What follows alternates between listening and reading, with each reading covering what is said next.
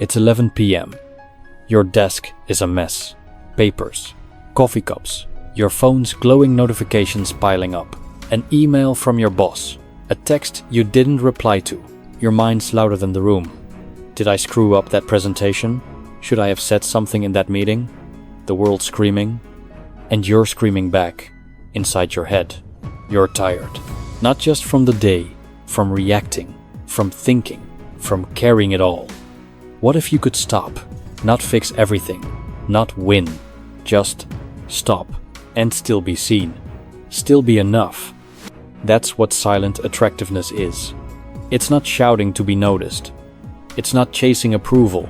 It's moving through the world, calm, grounded, quiet, like you know who you are, and that's enough. You've felt this, haven't you?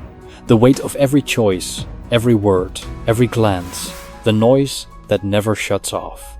If you're nodding, even just inside, leave a small sign, a like, a dot, anything, not for us to stand out, but so this video finds someone else who needs to pause, just like you. This isn't about changing who you are. It's about peeling back the noise, finding what's already there. The Stoics didn't chase applause, they chased clarity. These 11 habits are their tools, made simple. They're not rules, not solutions, just anchors to help you stop reacting, stop overthinking, start being. This isn't a sprint, it's a walk, one step at a time. Let's start. Habit 1. Own your quiet independence. You're in a coffee shop. Someone's talking about their big promotion, their new car. You feel ita tug, like you should say something. Prove you're keeping up. Your mind starts racing. Am I behind? Am I enough? Stop. That tug? It's not you. It's noise. Independence isn't shutting people out. It's shutting that noise out. It's knowing your worth doesn't come from their nods, their likes, their applause. It's walking your path, your pace, your values. Not because you're better, but because you're you. The Stoics got this. Epictetus said you control one thing, your choices. Not what others think, not what they say, just what you do. When you lean into that, something shifts. You stop explaining yourself. Stop chasing validation. You move differently, calmer, steadier. People notice. Not because you're loud, because you're free. Free from the need to be seen. And that freedom, it's magnetic. Try this today. Spend 10 minutes alone. No phone, no music, just you.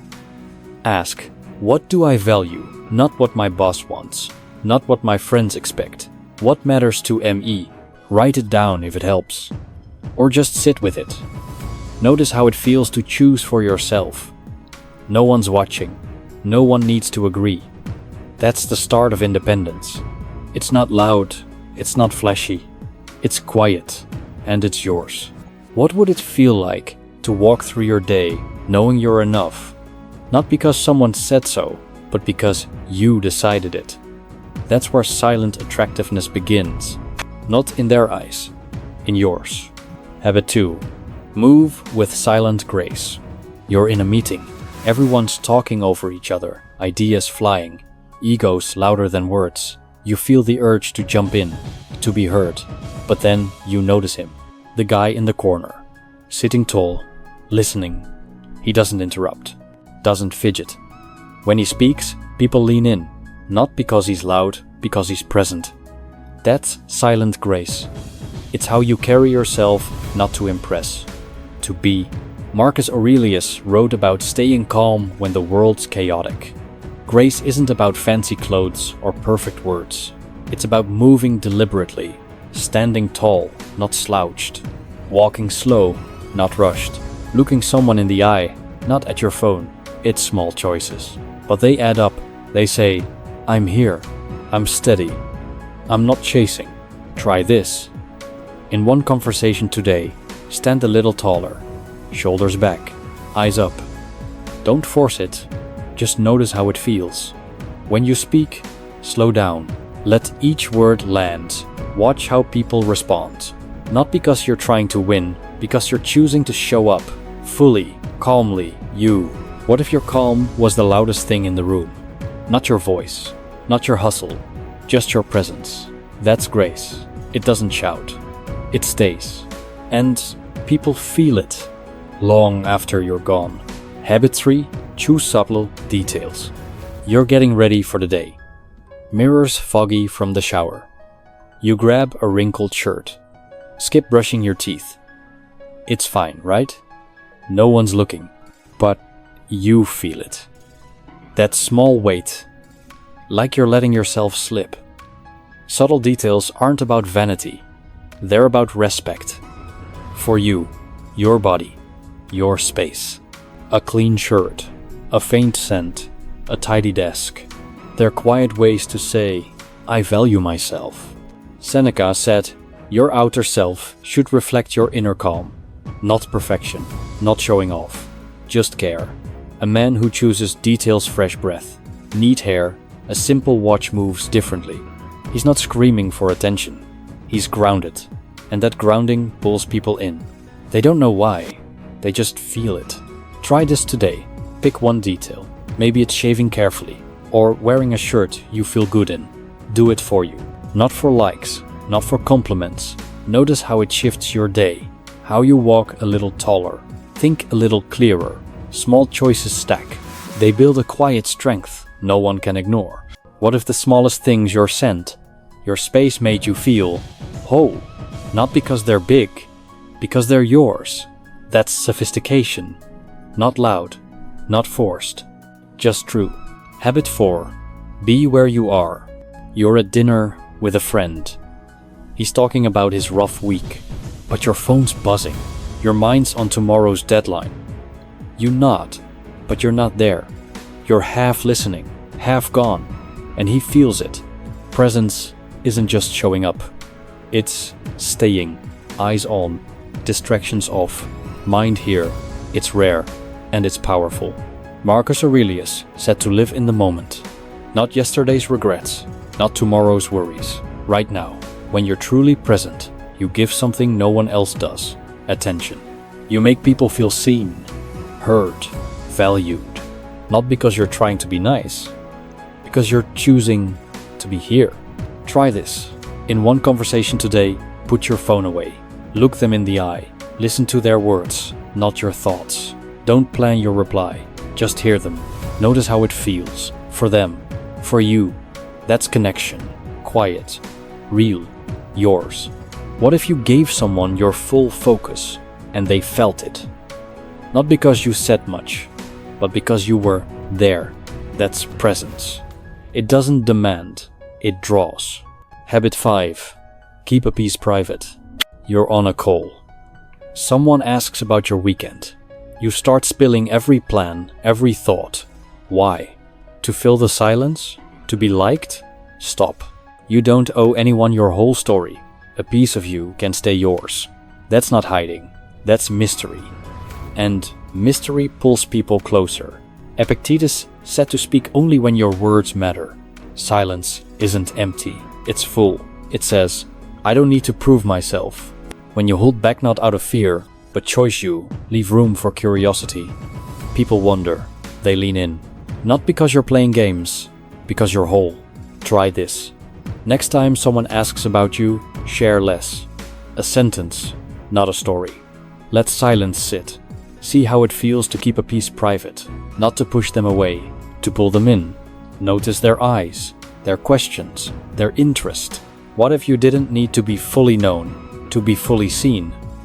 That's mystery. It's not loud, it's magnetic. Habit 6. Learn beyond your world. Your scrolling X. Opinions everywhere. Politics, trends, noise. You feel the urge to pick a side, to argue, but then you pause. What if you listened instead? Not to agree, not to fight, to understand. Curiosity isn't weakness, it's depth. And depth is attractive. Marcus Aurelius said to look beneath the surface. The world's bigger than your bubble. A man who listens to strangers, to stories, to lives not his own, carries something rare. Wisdom. Not the kind that lectures, the kind that asks, that hears, that grows. Try this today. Talk to someone different. a coworker from another team, a neighbor with a different life. Ask about their story, not to judge, to learn. Listen without planning your reply. Notice what you feel. That's growth. Quiet, steady, yours. What if every stranger had something to teach you? Not facts, not answers, just perspective. That's wisdom. It doesn't shout, it stays. Habit 7. Offer quiet kindness. You're in line at the store. The cashier's stressed, snapping at customers. You feel its irritation rising, but then you pause. You smile. Say, "Rough day, huh?" Her face softens. That's kindness. Not fixing her day. Not seeking a thank you. Just being human. Marcus Aurelius said to be tolerant with others, strict with yourself. Kindness isn't loud gestures. It's small. A nod when someone's struggling. A pause when they need to vent. It says, "I see you. You're not alone." And that pulls people closer than any charm. Try this. Do one kind thing today. Hold a door. Listen to a friend. Don't tell anyone. Do it for them, not for credit. Notice how it feels. Not to be thanked, to be kind. That's strength. Quiet, real, yours. What if kindness didn't need a thank you to feel right? That's connection. It doesn't demand. It gives. Habit 8. Find the light in chaos. Your project's late. Your inbox is overflowing. You're ready to snap. But then you laugh. Not because it's funny, because it's absurd. Life's messy. And you're still here. That's joy. Not fake smiles. Not ignoring pain. Finding light. Even in the dark. Epictetus said it's not what happens, but how you react. Joy isn't waiting for perfect days. It's choosing to smirk at the mess, to laugh at your spilled coffee, to shrug when plans fail. It says, "I'm not my problems, I'm me." And that's magnetic. Try this. When something goes wrong today, pause. Smirk instead of stressing. Say to yourself, "This is life." Notice how it feels. Lighter, freer, that's joy. Not loud, not forced, just yours. What if you could laugh and still stay steady? That's strength. It doesn't hide pain, it carries it. Habit 9. Tend to yourself. You're up late again, scrolling, working, thinking. Your eyes burn, your body's heavy. You know you need sleep, a walk, a real meal. But you push through. Why? Tending to yourself isn't selfish. It's respect for your mind, your body, your life. Seneca said, "A sound mind needs a sound body." Self-care isn't spa days or flexing at the gym. It's basics. Sleeping enough, eating something green, moving your legs. It says, "I value myself." And when you value yourself, others feel it. Not as vanity, as strength. Try this. Pick one act today. A 10-minute walk, a glass of water, a full night's sleep. Do it without excuses. Notice how it shifts your head, your mood. That's care. Quiet, steady, yours. What if caring for yourself made you stronger for others? That's balance. It doesn't shout, it grounds. Habit 10. Feel, don't react. Your coworker's email is sharp, accusing. Your chest tightens. You want to fire back. Stop. Feel the heat, the anger, but don't move. Count to 5. That's power, not suppressing, not exploding, cruising, feeling, but staying calm. Epictetus said you can't control others, only your response. Reactions are noise. They pull you away from you, but pausing, that's control.